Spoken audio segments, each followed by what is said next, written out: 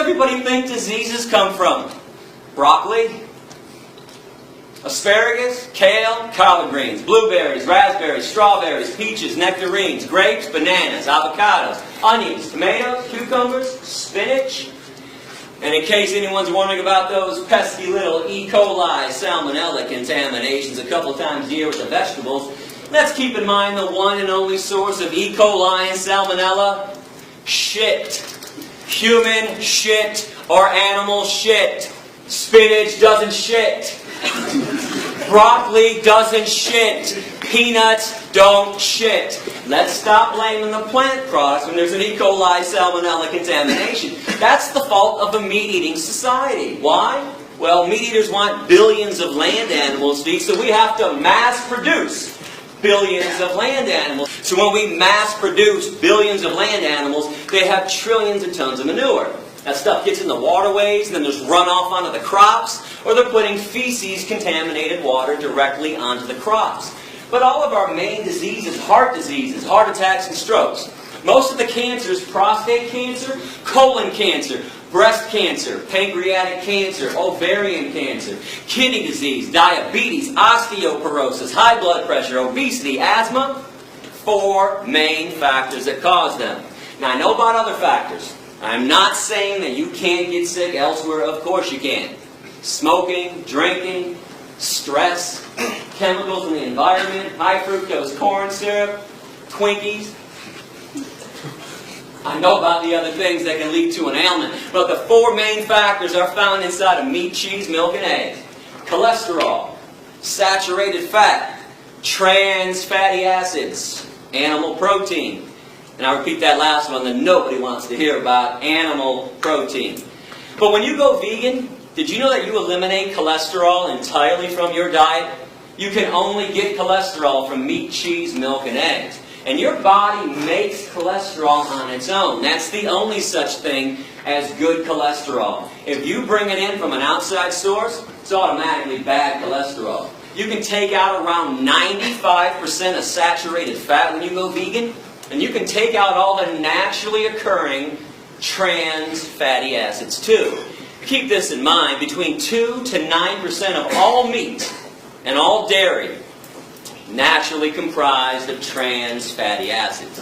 And you can obviously take out all of animal protein. Now, animal protein is way too acidic for the human body. We don't process it properly. It is the main reason why 1 in 3 meat eaters continually get cancer. And it's one of the main causes of osteoporosis. Were you aware that when animal protein enters the human body, it makes our blood acidic instantaneously? But our blood can't stay acidic for long or else we die. So our body has to figure out instantly how to neutralize the acidity. I have some good news and some bad news. Let's start with the good. Our bodies have figured out how to neutralize the acidity. Bad news: there's only one way to make it happen at this point: with phosphate. There's only one source of phosphate in the human body: bones. Just so you know, our bones are comprised of 2 things: calcium phosphate, and they're binded together. So our body leaches calcium phosphate out of the bones, takes the phosphate to neutralize the acidity, and then we pee out the calcium. This is why every single epidemiological study, those are the ones done on human populations, every single one shows that societies that consume the most amount of animal protein have the worst rates of osteoporosis, bone fractures, and cancers. While societies that consume little to no animal protein, the vegan and vegetarian ones, Hindus, Buddhists, Jains, Rastafarians, Seventh-day Adventists, have little to no rates of osteoporosis, bone fractures, and cancers. And so we don't get into a debate during Q&A about different medical studies that are out there. A lot of times when people know I'm coming to class in advance, well, they'll spend a few hours online looking up studies, print it out, wait for Q&A, and go, "Hey, Yorofsky, I got a study here that contradicted everything you told us today." What's up with that? Well, here's what's up with that. You don't need a medical study to show you what people are dying of. But for the record, every study you can produce showing that humans need meat, cheese, milk, and eggs, I'll produce 2. 2-to-1 ratio, showing that meat, cheese, milk, and eggs are responsible for every major disease. But we all know medical studies can be manipulated either way. So even though I got a heavy 2-to-1 edge on this, I say toss them all out, because you don't need them. All you have to do is pay attention to this meat, cheese, milk, egg-eating society that we all live in. So how many of your family members and your friends' family members have a disease already or have died already from a disease? Because I can't be the only one affected by this. My grandfather died from a heart attack. My grandma died from a stroke. My Uncle Jack died from a heart attack. And last October, on the 15th, I got a call around midnight that my father had just died from a heart attack. My mom, she's got asthma. My stepdad's got heart disease so badly he takes 7 pills for breakfast. My best friend Darren, 4 of his aunts and uncles have died from diabetes. His ex-girlfriend Rita has breast cancer at 40 and she's dying. Just found out a few months ago that his current girlfriend Dion has ovarian cancer. And yesterday my girlfriend just found out that her father has prostate cancer. What's the one thing we all have in common with each other besides the air we breathe and the water we drink? Meat, cheese, milk, and eggs. Animal products all day long.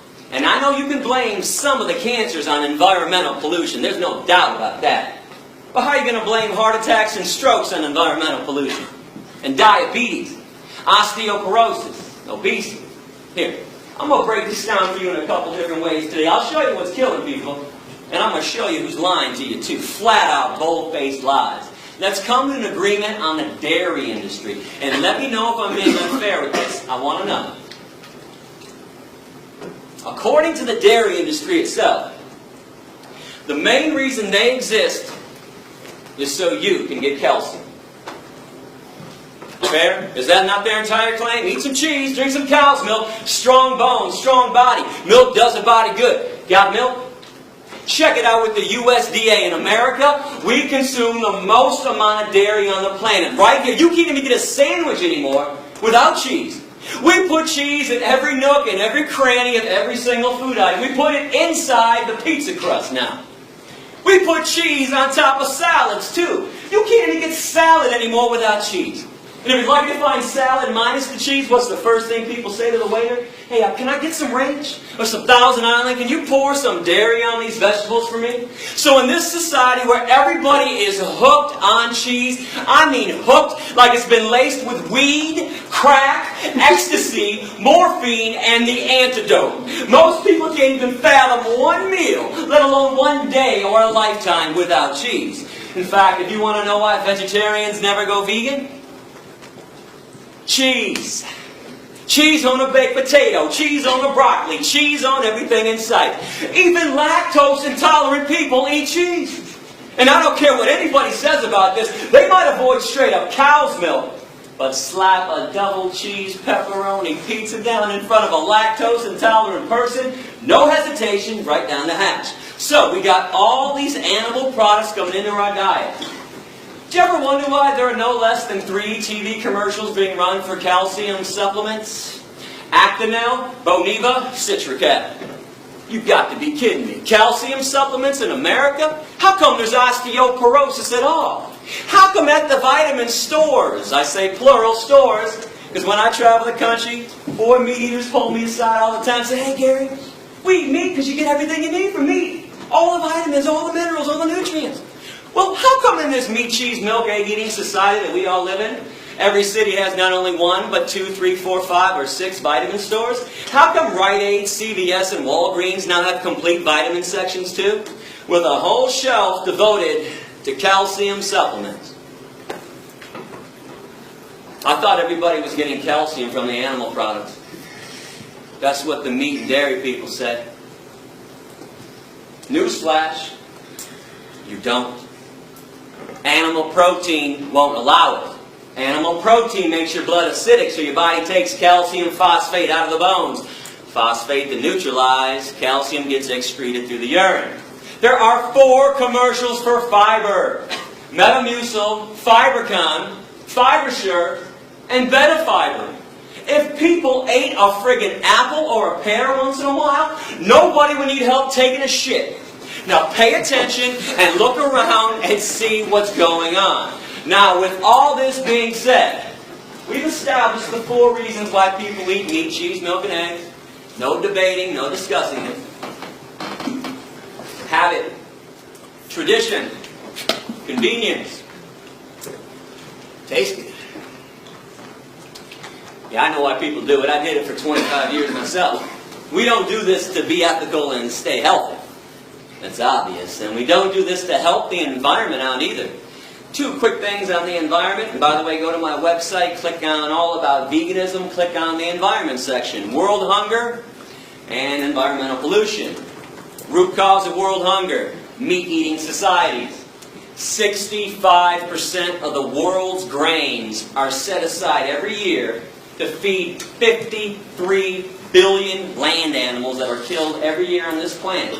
And tens of billions of marine animals. We got fish farms nowadays.